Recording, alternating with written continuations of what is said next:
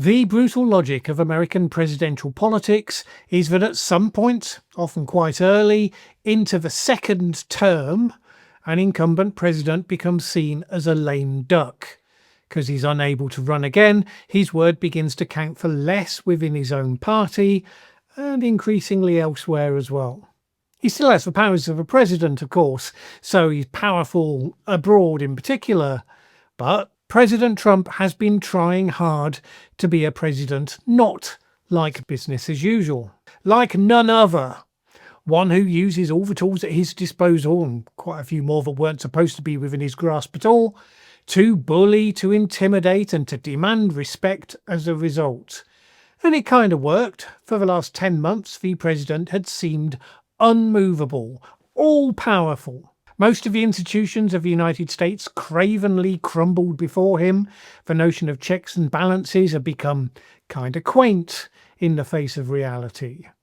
Many of the countries of the world, with honourable exceptions, gave tribute to him and reorganised their foreign policy to make appeasing him their priority, all because he capriciously launched trade wars against them, threatened them, insulted them. And all these things happened because people believed that the president basically had absolute power, and he had shown over and over again positive delight in using it. But all of a sudden this week, we saw the vision of how quickly all of that is going to change. Many of us thought it would take until the midterm elections to happen, but pivot points can come more quietly, attached to meaningful but less prominent events. So what happened this week? Well, first we saw Republicans pushed back in the elections that did just take place. Now, sure, Democrats were likely to win in Virginia and New Jersey anyway, but the margins by which they won were way higher than expected.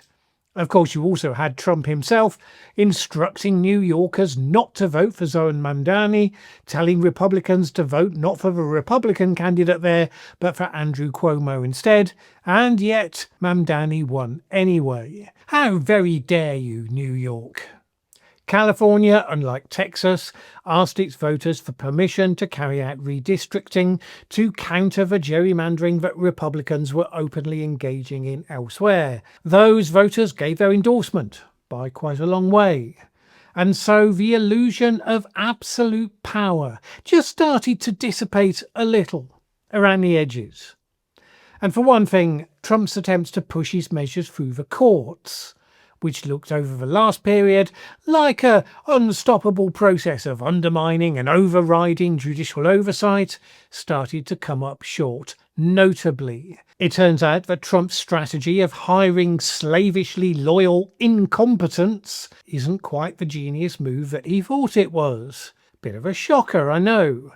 So, for example, in his vindictive prosecution of former FBI head James Comey, the federal judge this week blasted Trump's inexperienced prosecutor Lindsay Halligan for extremely basic failures of process. The Justice Department had failed to turn over communications it had seized to the defense in the way it was supposed to. A lot of the material they presented in court seemed immaterial to the charges that they'd actually brought. And the defence was able to point to Halligan's rookie errors in front of the grand jury, and to note that it was virtually unheard of for a brand new prosecutor to make a first grand jury presentation alone, without the guidance of a more experienced colleague. Well, of course, that was because nobody with experience wanted to be remotely associated with this case, which kind of tells you most of what you need to know. So, rather than the indictments against Comey and Letitia James being the onward march of the irresistible Trump revenge machine, they run the risk of turning into a humiliating amateur-hour shambles.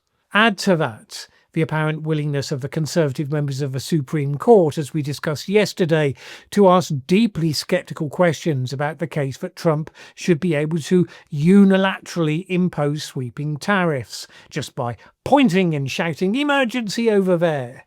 Suddenly all things are possible. Many had believed that the Supreme Court would simply never stand up to Trump.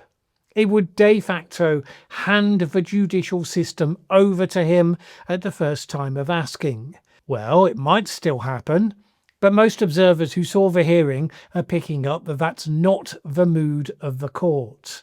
So, failed elections, pushbacks in the court, the possibility that Trump's major flex on the rest of the world, his punitive tariffs, might get taken away from him.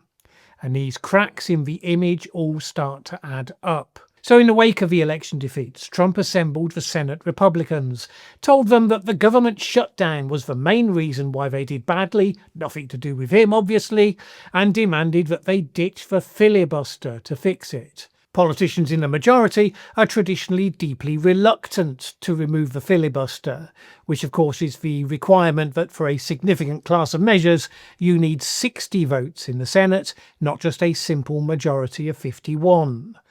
That reluctance comes from the realisation that as soon as they got rid of it, they would quickly find the other side, benefiting massively when it's their turn to have a slim majority.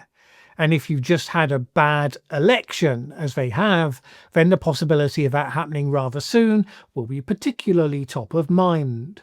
It comes down to which you believe to be the most powerful. The ability to pass certain measures that your own party values, or the ability to block the other people from passing their measures, the nature of which you may deeply loathe.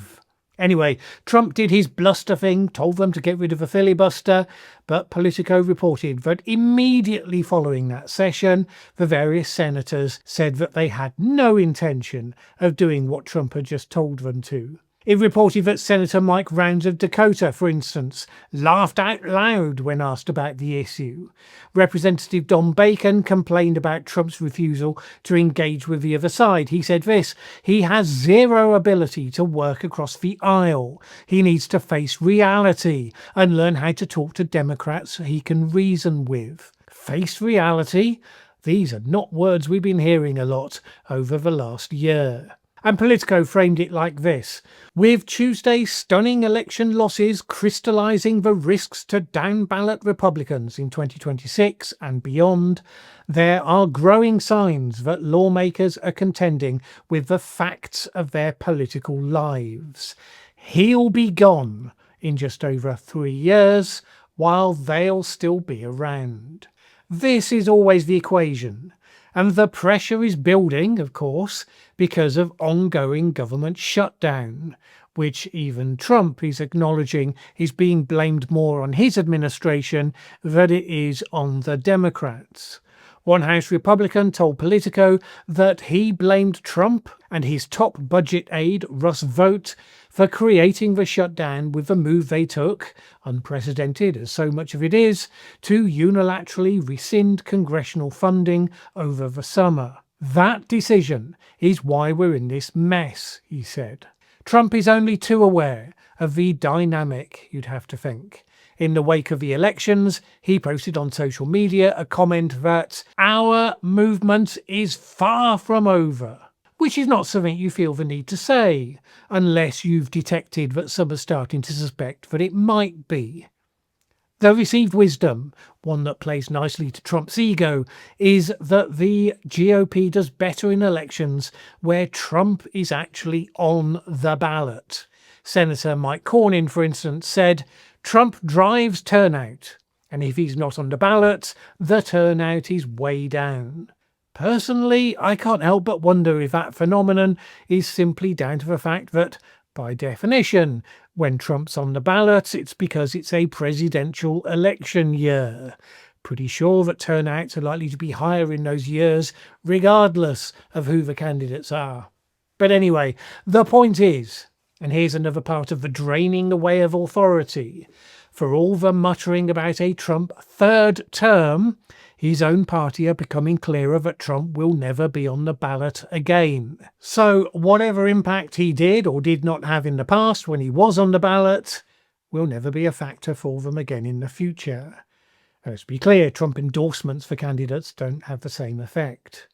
So you're going to pay less attention to the guy the moment you suspect he cannot materially affect your political future anymore. and a lot less attention if you think his antics are actually going to start damaging that future. Now, all of this is really a case of Trump authoritarian drift smashing into expectations of politics as normal.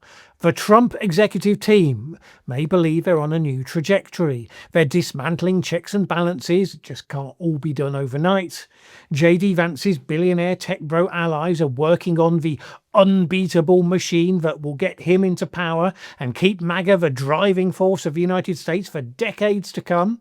Stephen Miller and Russ Vought and others have been coming up with all the technical loopholes Trump can exploit in the short term, while they get the loyalists into all of the institutions to make those loopholes unnecessary.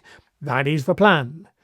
And remember, they've been doing all that without regard to Congress as much as possible. Trump could have turned to Congress for tariffs. Instead, he bypassed them. His revolution is about executive power executed without constraint. The consequence of that is that Congress is still very much in the politics as usual mindset. So long as Trump seemed all-powerful and minded to organise the primarying of any GOP members who opposed him, they were willing to suspend disbelief for the time being. But even as they did so, they knew that that was on a timer. The timer may not have completely run out as we talk today, but we are seeing the foreshadowing of what that looks like. From day one, Trump flooded the zone with so many initiatives. The more of the things he tried to do come back as failures, and some were always bound to, the more they will feed the downward spiral. Now, it's not finished yet, but the shine, for those who were minded to see such a thing, is decidedly wearing thin. That will discourage Trump supporters, but it will also embolden those who would stand against him. For instance, those in charge of the American Republic's defences. If Trump implodes sufficiently, they may hope that this was still just a momentary aberration. Now look, the odds are against it, but for the first time it seems possible. And that's feeding the idea on the other side that for the next 12 months, up to the midterm elections, there is everything to fight for.